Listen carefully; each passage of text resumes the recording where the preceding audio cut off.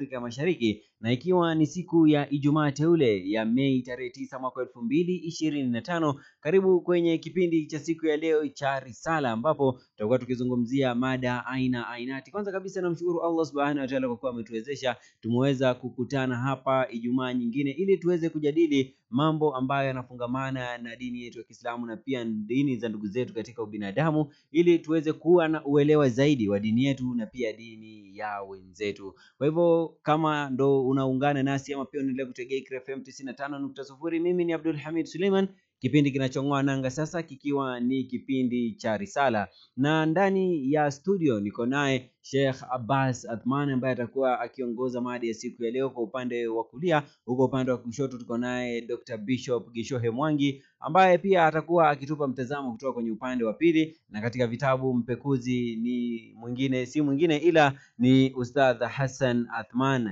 Na katika siku ya leo mada ni kati ya Waislamu na Wakristo nani ataenda peponi. Mada kubwa sana ambayo ilibuka katika kipindi cha wiki jana, ambapo swala kuu kati ya Waislamu na Wakristo nani ataenda peponi. Ya yote tutakuwa tukaweka kinaga ubaga hapa ndani. Maelezo ya kueleweka yatakuwa yakifuata muda usiokuwa mrefu, na moja kwa moja kumbuka tu msikilizaji, pia tuko mubashara kwa njia ya picha kwenye mtandao wetu wa YouTube at Iqra FM 95.0. Hapo unaweza kwenda uweke comment yako, na pia katika awamu ya pili msikilizaji utakuwa ukipata fursa ya kutuma ujumbe wako moja kwa moja humu studioni, na nikipiga tu bismillahi ya kumkaribisha studioni Sheikh Abbas. Assalamu alaikum wa rahmatullahi wa barakatuh. Wa alaikum salam wa rahmatullahi wa barakatuh. Na mashallah, shukran sana kwa kuweza kufika studioni siku ya leo, na pia tuko naye Bishop Gishohe Mwangi, karibu sana. Asante, nimeshukuru Ndio kwa kunipa nafasi tuwe nanyi jioni ya leo.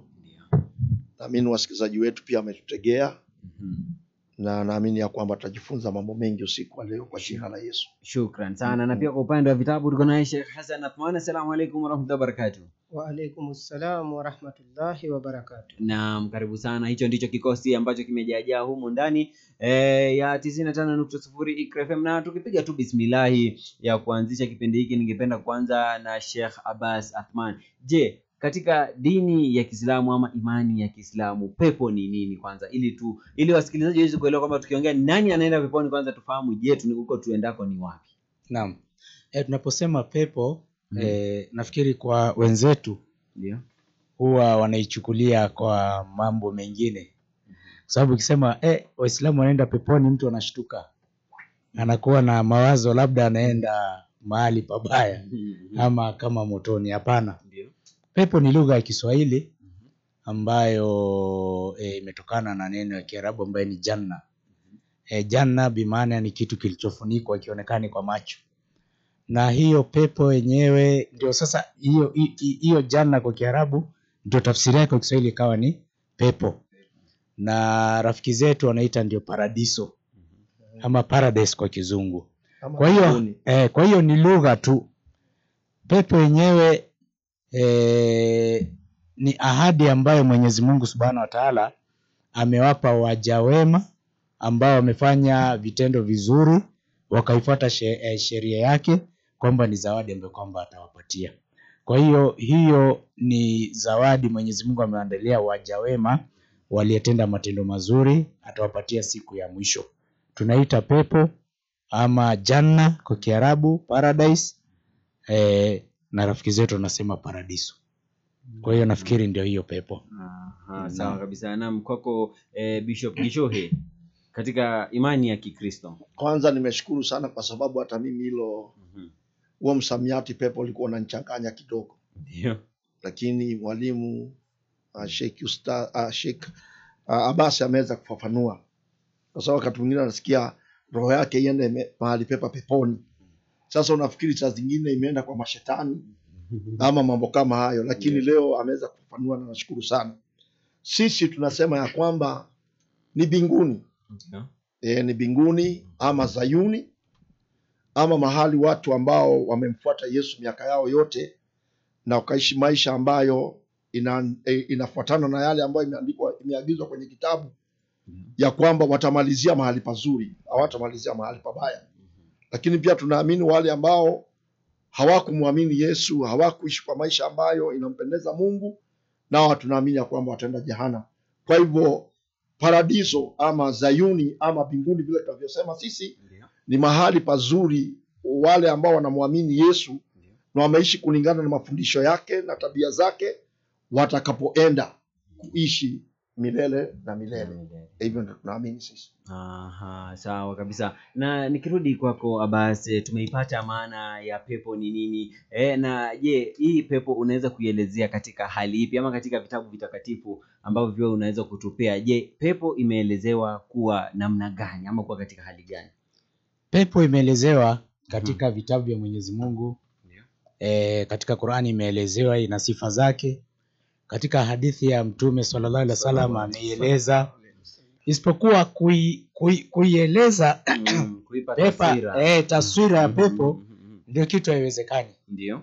Kwa sababu katika hadithi ya Qudsi Mwenyezi Mungu Subhanahu wa Ta'ala anasema kwamba mimi nimewaandalia waja wangu, inni a'datu liibadi ma la ainu ra'at wala udhunun sami'at wala khatara ala alqalbi albashar.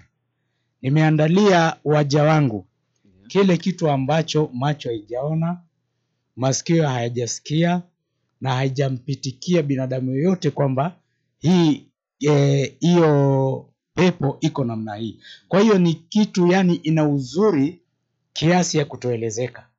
Isipokuwa tu katika sifa ambazo kwamba inasifiwa ni kwamba ni bustani kwanza. Upana wake tunaambiwa ni mbingu na ardhi. Katika bustani hiyo kuna kila aina ya matunda zilizokuwako hapa, zile ambazo binadamu wameona na zile ambazo hatujaona. Pale katika bustani hiyo kuna mito mbalimbali. Kuna mito tunaambiwa ya maziwa, mito ya asali na mito ya vinywaji mbalimbali. Pale tunaambiwa kuna majumba za magorofa ziko pale. Tunaambiwa katika sifa yake pale hakuna joto, hakuna baridi pale. Tunaambiwa katika sifa zake ni kwamba atakayeingia kule hafi. Yaani ukishaingia ndio kufaulu, umefaulu ya maisha. Kwa hiyo mtengezaji na yule ambaye kwamba alidesign pepo yenyewe ni Mwenyezi Mungu Subhanahu wa Ta'ala. Na katika hadithi Qudsi nyingine anasema kwamba ametengeza vitu vitatu kwa mkono wake. Moja katika vitu alivyotengeza kwa mkono wake ni Adam. Adam Mwenyezi Mungu ameumba kwa mkono wake yeye mwenyewe. Kingine anayesema kwamba ameitengeza kwa mkono wake mwenyewe, design mwenyewe, ni hiyo pepo. Bimaana ameitengeza namna anavyotaka yeye. Hata alipoitengeza kamtuma Jibril aende angalie, atoe makosa. Jibril aliangalia hivi, alikosa makosa yote pale. Kasema watakaoingia pale kweli ni kufaulu, wamefaulu. Tena kitu kingine aliandika kwa mkono wake, anasema ni Taurati. Katika hiyo vitu vitatu. Kwa hiyo pepo mtengezaji mwenyewe ni Mwenyezi Mungu na ina sifa ya uzuri. Na hata tukaambiwa kwamba atakayesikia sifa za pepo ni mtu atakuwa anatamani tu kuingia peponi. Ndio leo unaona Myahudi anatamani pepo, Mkristo anatamani pepo, Muislamu anatamani pepo. Wayahudi wakasema lan yadkhul aljanna ila man kana hudan au naswara. Wakristo na Mayahudi wakasema hata ingia peponi isipokuwa Myahudi na Mkristo, kwa sababu ya ile sifa aliyosikia pale. Kwa hiyo kila mtu anatamaa, lakini tutajua tu baadaye. Je, ni nani ambao watafaulu kuingia pale? Hiyo ni mada inakuja tu mbeleni. Haya, sawa kabisa. Na nikuja kwako Bishop Gishohe Mwangi. Labda katika imani ya Kikristo pepo ama vile mnaita mbinguni ina taswira gani? Labda unaweza ielezea kivipi? Nashukuru Mungu kwa sababu ya mada ya siku ya leo. Kwa sababu ni mada ya umuhimu sana kwa kila mmoja ambaye anatusikiza. Ndio. Awe ni Mkristo, awe ni Myahudi, awe ni Muislamu. Kwa sababu watu wapende wasipende, Yerusalemu mpya ipo. Si pia tunaita Yerusalemu mpya. Na kunasemekana kuna manyumba, kunasemekana tutatembea kwenye njia za dhahabu, malaika wapo, na ni mahali ambapo anapendeza. Manyumba yapo pia, na ni mahali hakuna magonjwa na hakuna kifo.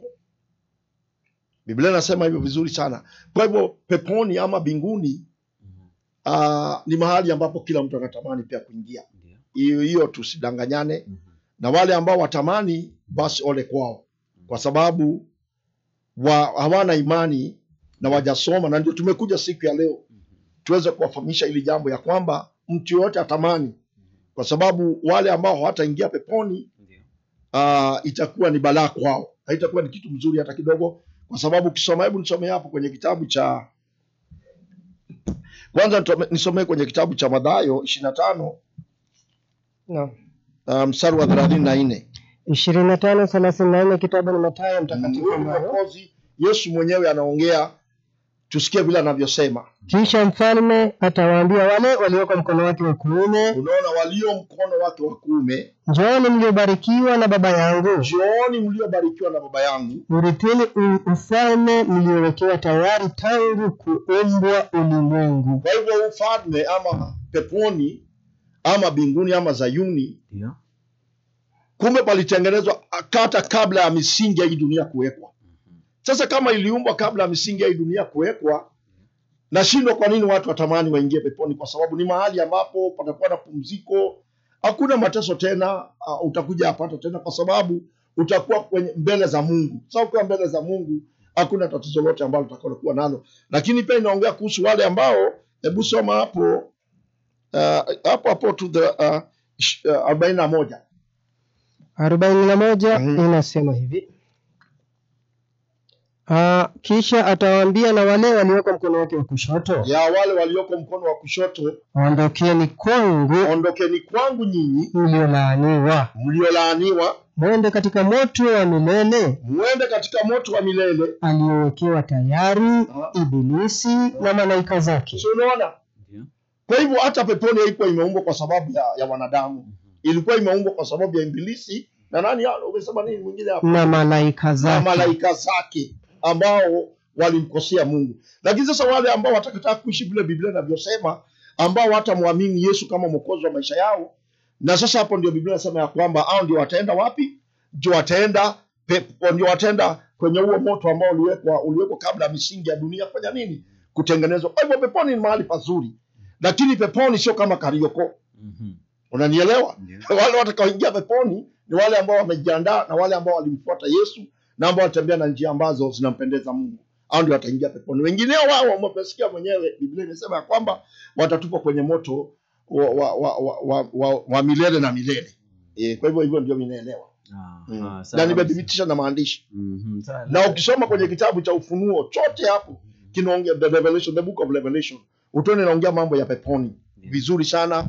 Inasema na nikaona Jerusalem mpya inatoka mbinguni. Sasa hapo tutaongea baadaye. Wacha nisiruke kabla tujakabiliana na mwalimu vizuri. Sawa. Asante. Kweli kabisa, kuna mambo tunahitaji ambao kuweka sawa ili tuhakikishe kwamba msikilizaji pale ambapo tunaanza kuingia kwenye mada pia anaelewa kwa undani. Sasa wameelewa kabisa peponi ipo. Sasa wameelewa kabisa. Sijui labda tuongelee masuala ya location ama location kwa kizungu. Eneo la tukio kabisa peponi. Katika dini ya Kiislamu, katika Qur'an, je, pepo imeelezewa kwa wapi? Maana kuna watu wanasema kwamba ardhi itasafishwa kutokana na mabari. Umesikia pastor amesema kwamba iliumbwa kabla ya dunia. Je, hii pepo itakuwa hapa duniani ama pia kuna sehemu nyingine ambayo tenda, maana kuna mbingu 7 na huko juu? Okay. Pepo haitakuwa duniani. Ndio. Pepo iko kulingana kwa hadithi ya Mtume sallallahu alaihi wasallam.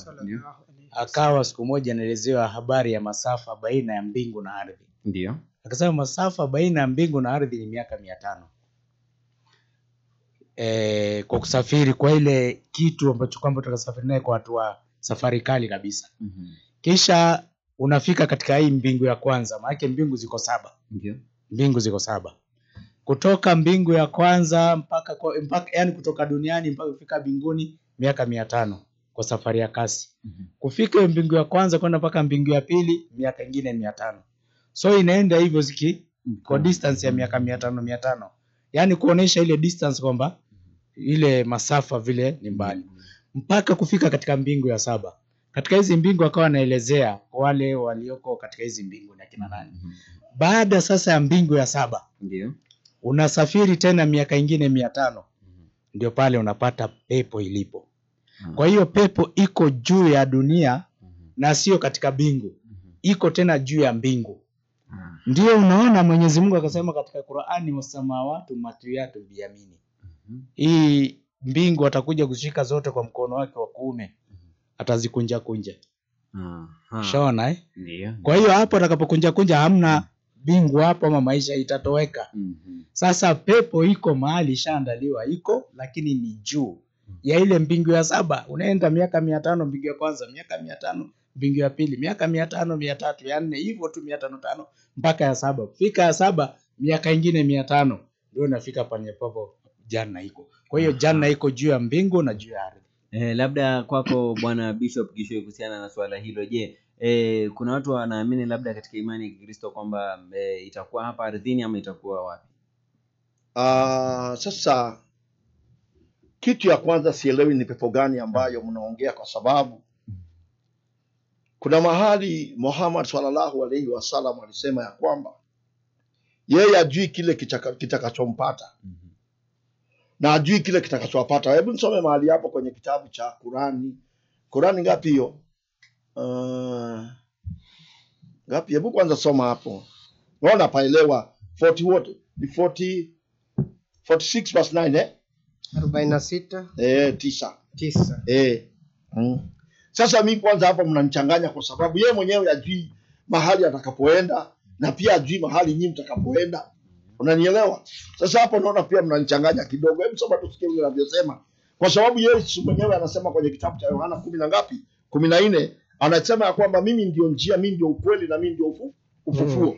Kwa hivyo sisi tuko sure mahali tunaenda. Lakini sasa nyinyi inaonekana ni kama mnayumba yumba. Sallallahu alaihi wasallam anasema vitu vingine na nyinyi mnasema vitu vingine. Hebu soma tusikie vile anavyosema. Bismillahirrahmanirrahim. Mimi si kiroja mpya miongoni mwa mitume. Muhammad sallallahu alaihi wasallam anasema mimi sio kiroja mpya ama nini? Miongoni mwa mitume. Miongoni mwa mitume. Kiroja singeniambia ni nini mwalimu, kwa sababu wewe ndio unaelewa vizuri sana Qur'an. Kiroja inamaanisha nini tafadhali? Kiroja yani kama mtu mpya ama mgeni. Kwa hivyo yeye sio mtu mpya ama sio mgeni. Tuendelee. Miongoni mwa mitume, among the prophets. Yani kweli?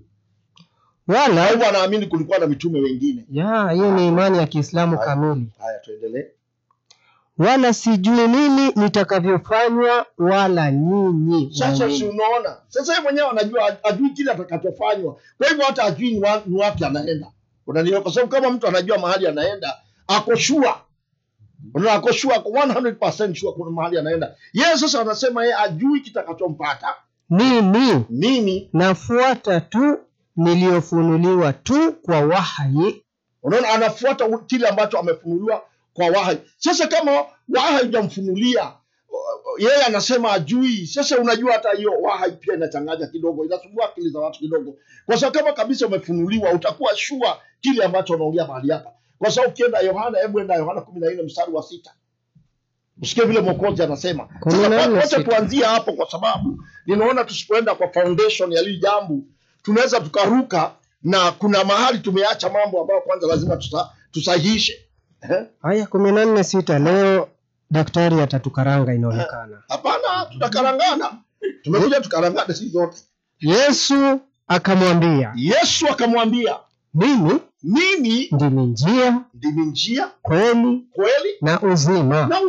Mtu haji kwa Baba ila kwa njia ya mimi. Si unaona Mwokozi Yesu Kristo ako sure kile ambacho anaongea. Kwa hivyo hata tunapoongea kuhusu paradiso, tunapoongea kuhusu the New Jerusalem, sisi tuko sure kile ambacho tunaongea kabisa kipo.